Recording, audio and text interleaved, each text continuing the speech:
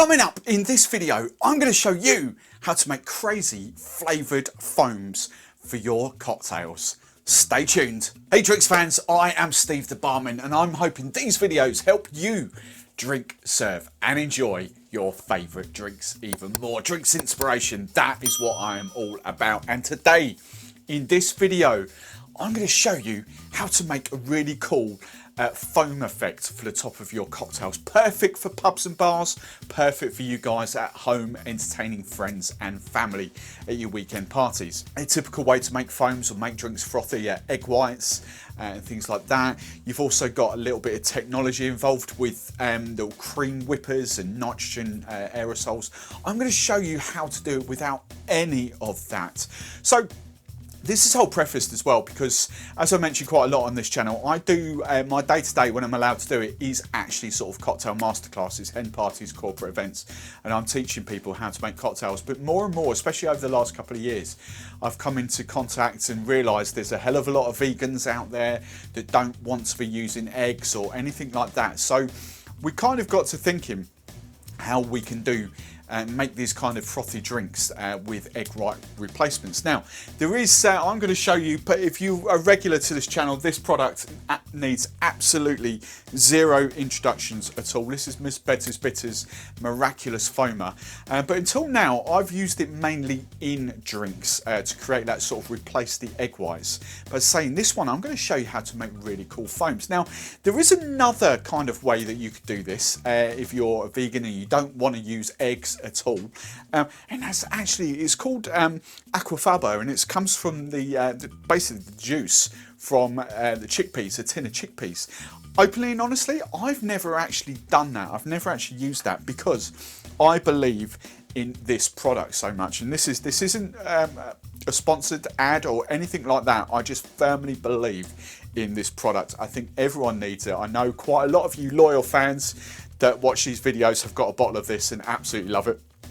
Basically, in the UK, it's I know it's available around the world as well, but in the UK, it's about 20 to 22 pounds a bottle. That little bottle is the equivalent of 160 egg whites. So I'm going to show you how to do foam. Now, this is the thing, we can do various different flavours and different colours and things like that. So today, I've not made cocktails, I've just got different juices on the go here. I've got some pineapple juice on the rocks, I've got a Cosmo that you can kind of give that whole cranberry juice effect to. I've got some passion fruit there, kind of a porn star martini sort of thing. And I've also got some orange juice there. It doesn't matter, whatever cocktails. I didn't want it to be about the cocktails there, I want it to be about the foam. So, how do we do this without a cream whipper, without nitrogen, little canisters or anything like that? Now, I'm going to show you really, really easily. I'm going to do 4 at once here. And this is kind of where I want an audience to help me do this, because I'm just going to pick some random flavours. It's loosely based on syrups and purees and things like that. So the first one I'm going to go for, let's go for the pineapple. I'm going to go for an orgeat foam in here. An orgeat's kind of almond, a little bit of orange flower water in there, a little bit of vanilla as well. Now, the quantities of this, I'm just going to do effectively enough for one cocktail. If you wanted to make sort of 4, 5, 6 cocktails with this, just adapt the amounts, the ratios to match this. Again, you could kind of pre-batch this, and the beauty of these bitters is that they do last for a lot. That foaming effect do last for a long time. So I'm going 25 ml of orgeat in here. So that's that. The next one I'm going to do, we've got cranberry juice. What could go well with cranberry juice? I'm going to go for cranberry elderflower. Let's go elderflower. So I've got an elderflower, and I'm just going to use elderflower syrup. You can use elderflower cordial, for instance, not a problem. So I've got some elderflower there. The next one, let's go passion fruit and hazelnut. Let's go passion fruit and hazelnut. Bit crazy, but as I say, these are not proper cocktails. So again, another shot of there. So we've got hazelnut there. Then for the final one, I want to do it with actually using one of my purees as well. Love a bit of hazelnut. So I'm going for the orange juice, and then to go with orange, let's go some raspberry puree. And again, this is, as I say, these are purees, but they are kind of syrups as well. They're kind of long life, shelf stable, 50% fruit, 50% sugar, just to sort of keep them there. So I'm going to use this raspberry puree. Right, about 25 ml of that. Perfect. There we go. Right. Now, next thing I want is just some normal water. It's just bottled water. I've got cheap and cheerful bottled water. I've just put it in a glass to make it look a bit more pretty on the screen. So I just want 25 ml of water going in there. I've got a bit of raspberry, so let's go for that. So again, 25 ml in there. That's the almond, the elderflower, and then we're going for the hazelnut as well. Now, as I say, if you've got more cocktails, use a bit more. And you've also might be sort of gathering as well, there's so many different things you can do with this, because if, for instance, I've got the pineapple, I'm thinking pineapple here, I'm thinking on my feet with these, because I'm thinking, oh, what can we do? Because there's so many different things you could do. Take the pineapple, for instance. If you had sort of like a pina colada, and I love adding a little touch of salt to my pina coladas, but if you didn't kind of want it that sweet, you could add a little bit of saline solution as well. And all this is just, instead of sugar syrup, essentially equal amounts of sugar to water, this is just a tiny bit of salt, rock salt dissolved in water.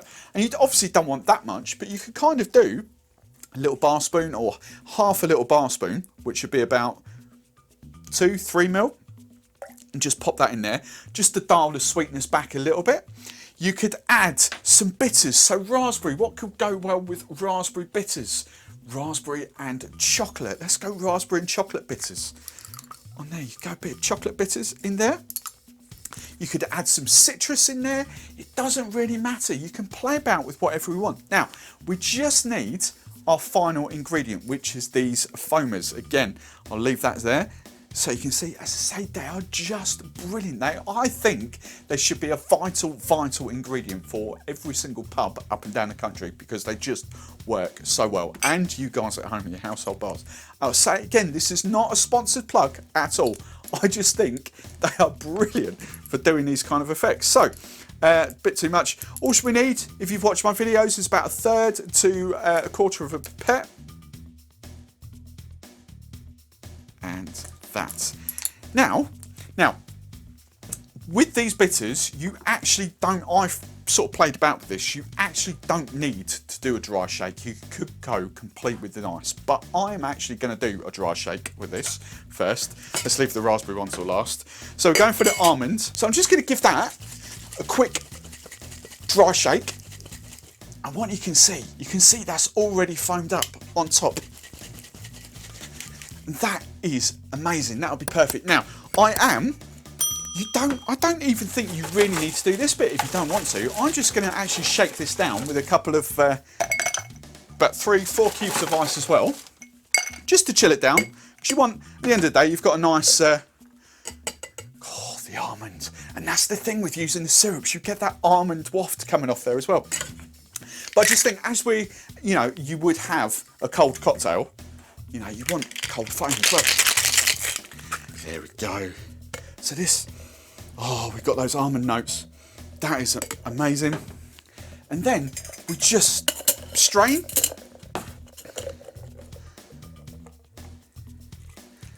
Look at that.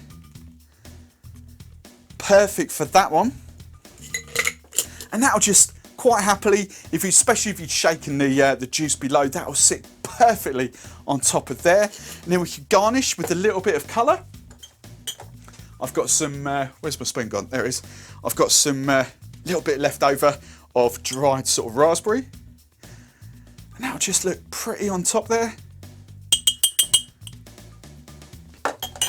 So that's the first effect. That's really cool. The second one I'm going to do is, this was the elderflower, so this is going on the cranberry one. Right, so there we go, there's that one. Then we just get our cranberry juice. I've just given that just a quick shake, just to kind of mimic your cocktail, how you would do. but then you kind of float. And what you will notice with this is it will sort of blend in a little bit, but you'll still end up with a lovely sort of white frothy. Actually, let's try and layer it.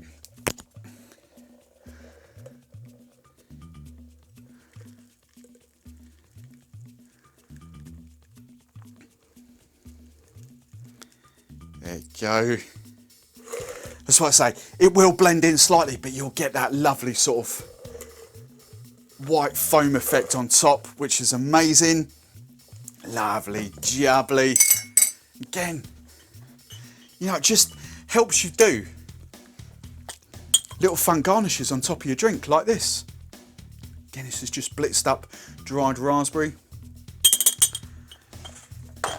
So we've got a new twist to a cosmopolitan, if you like. That's lovely.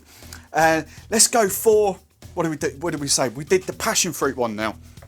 So I'm just going to do exactly the same thing.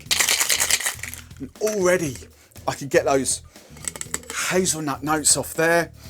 Oh, let's get that. Again, I've just quickly shaken that just to kind of give it, mimic the sort of chilled and, you know, just so it's all blended in. Top this.